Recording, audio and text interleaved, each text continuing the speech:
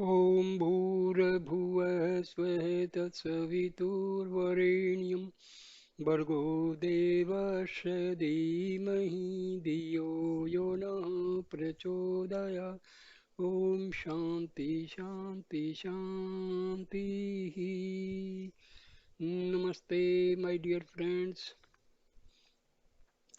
Continuing the explanation and discussion of the heart center by Bhagwan Sri Ramana Maharshi, I am going to give this video, second video on the heart center.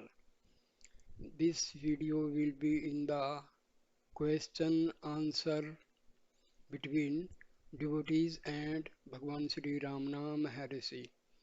Now let us see how Bhagwan replies to the questions put by devotees. First question, devotee puts, but I have heard it said by a saint that his spiritual experience is felt at the place between the eyebrows. Maharshi, as I said previously, that is the ultimate and perfect realization which transcends subject-object relation. When that is achieved, it does not matter where the spiritual experience is felt. But the question is, which is the correct view of the two? Namely, one, that the center of spiritual experience is the place between the eyebrows, and second, that it is the heart. Now, the space between the eyebrows, as per the Kundalini Yoga, it is called Ajna Chakra. Here there is a endocrine gland that you see endocrine gland, they secretes hormones. These hormones are very important and they are mixed with the blood and circulate in the whole body. So every part of the body gets the hormones. So here on the Ajna Chakra, the endocrine gland is pineal gland. This is a very important, and for Kundalini chakra this is the most important, but that is a different matter. We will discuss some time in other videos while discussing Kundalini yoga. So Maharshi replies, for purposes of practice, you may concentrate between the eyebrows. It would then be bhavana or imaginative contemplation of the mind, whereas the supreme state of anubhava or realization with which you become wholly identified and in which your individuality is completely dissolved transcends the mind, then there can be no objectified center to be experienced by you as a subject distinct and separate from it. Devotee.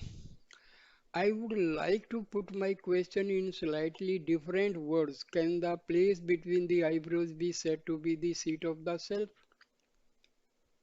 Maharshi, you accept that the self is the ultimate source of consciousness and that it subsists equally during all the three states of the mind.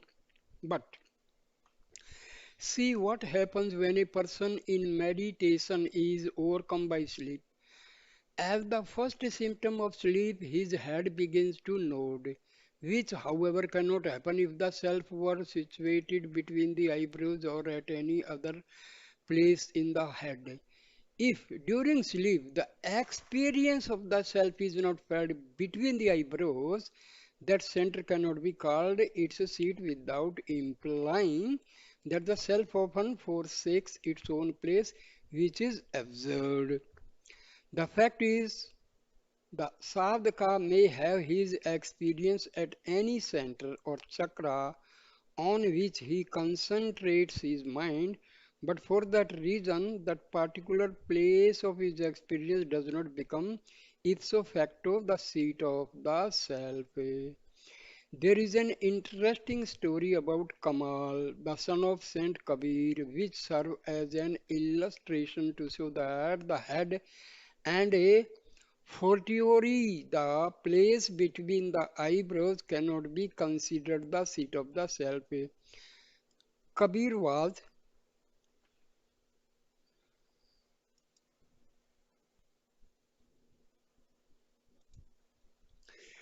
so there is an interesting story about Kamal, the son of Saint Kabir, which serves as an illustration to show that the head and a fortiori the place between the eyebrows cannot be considered the seat of the self. Kabir was intensely devoted to Sri Rama and he never failed to feed those who sang the praise of the Lord of his devotion.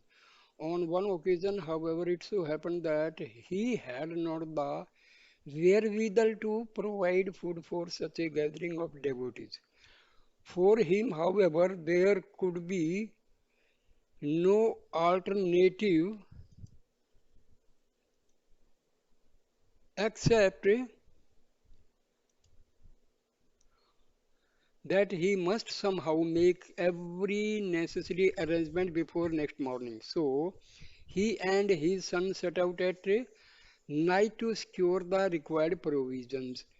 The story goes that after the father and son had removed the provisions from a merchant's house through a hole they made in the wall, the son went in again just to wake up the household and tell them, as a matter of principle, that their house had been burgled. When, having roused the household, the boy tried to make good his escape through the hole and join his father on the other side. His body stuck up in the aperture. To avoid being identified by the pursuing household, because if detected, there would be no feeding at all of the devotees the next day. He called out to his father and told him to sever his head and take it away with him. That done, Kabir made good his escape with the stolen provisions and the son's head, which on reaching home was hidden away from possible detection. The next day, Kabir gave a feast to the bhaktas, quite unmindful of what had happened the previous night. If it is Rama's will, said Kabir to himself, that my son should die, may it prevail.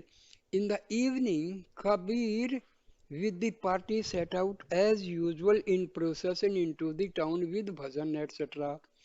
Meanwhile, the burgled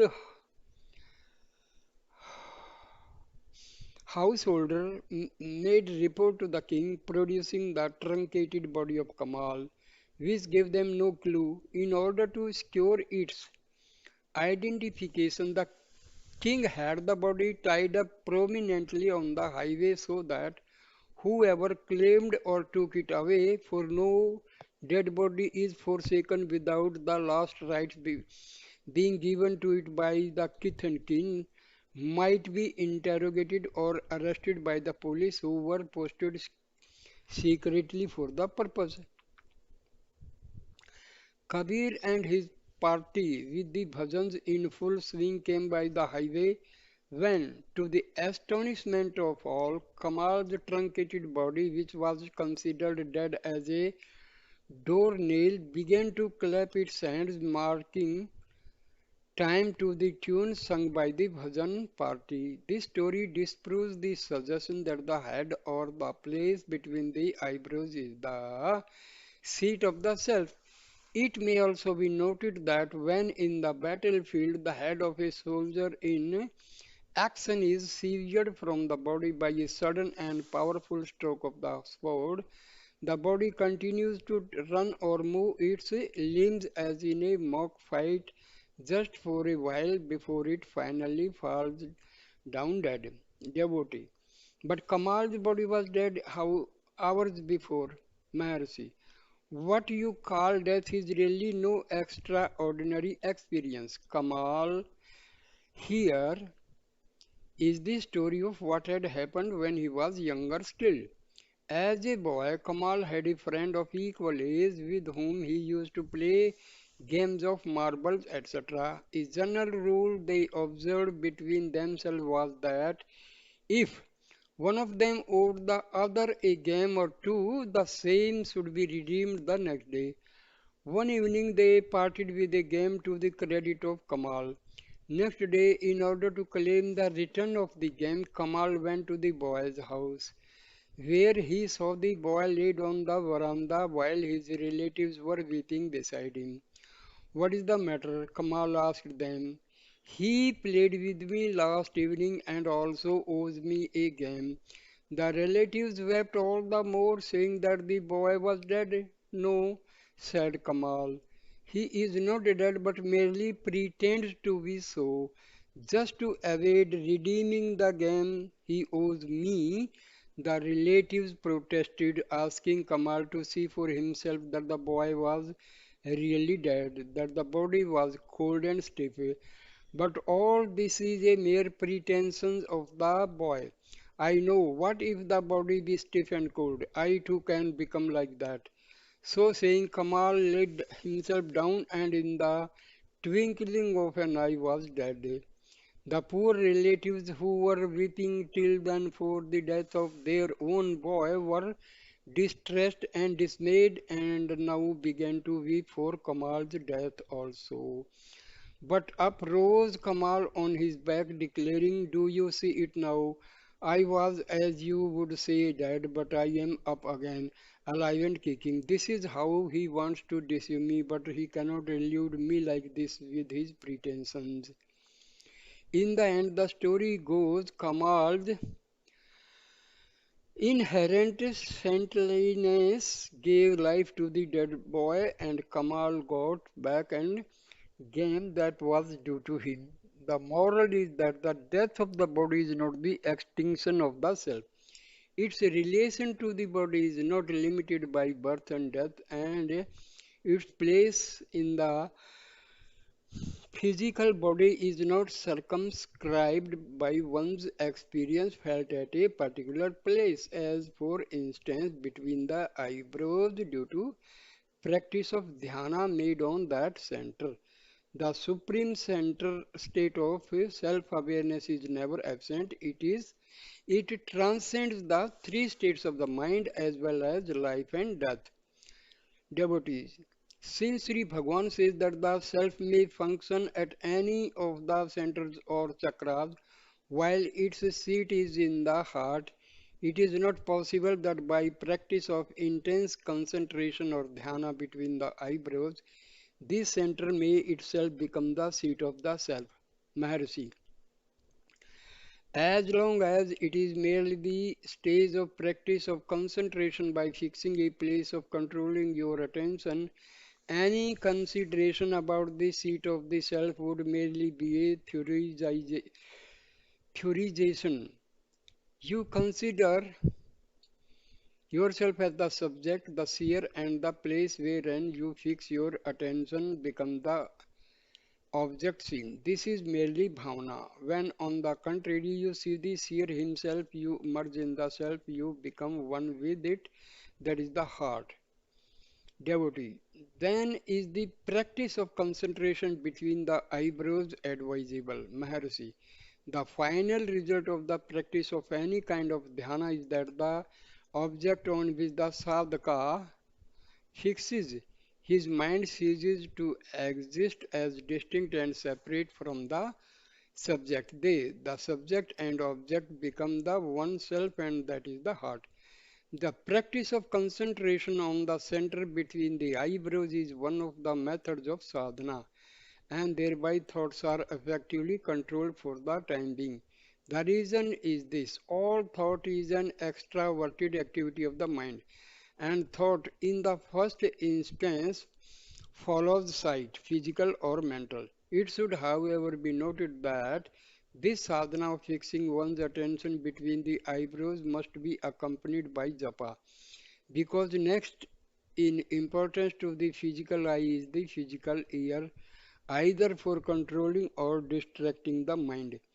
Next in importance to the eye of the mind, that is mental visualization of the object, is the ear of the mind, that is mental articulation of speech, either to control and thereby strengthen the mind or to distract and thereby dissipate it. Therefore, while fixing the mind's eye on a center, as for instance between the eyebrows, you should also practice the mental articulation of nama or mantra, sacred syllable or syllables.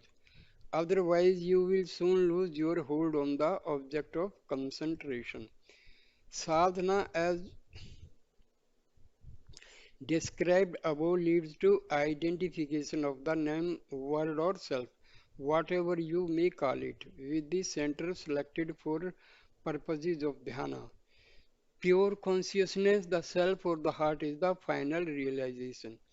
Devotee, why does not Sri Bhagwan direct us to practice concentration on some particular center of chakra? Mercy, Yoga Shastra says that the Sahasrara or the brain is the seat of the self. Purusha Shukta declared that the heart is its seat. To enable the sadhaka to steer clear of possible doubts, I tell him to take up the thread or the clue of I-ness or I amness and follow it up its source. Because firstly, it is impossible for anybody to entertain any doubt about his I notion. Secondly, whatever be the sadhana adopted, the final goal is the realization of the source of I amness, which is the primary datum of your experience. If you therefore practice Atma Vichara, you will reach the heart, which is the self. So, this is the explanation given by Maharshi to the questions put by the devotees about heart and the location of the spiritual heart. So, thank you for watching this wonderful video. Please like, comment, and share the video and subscribe my channel. Thank you, my dear friends. Namaste.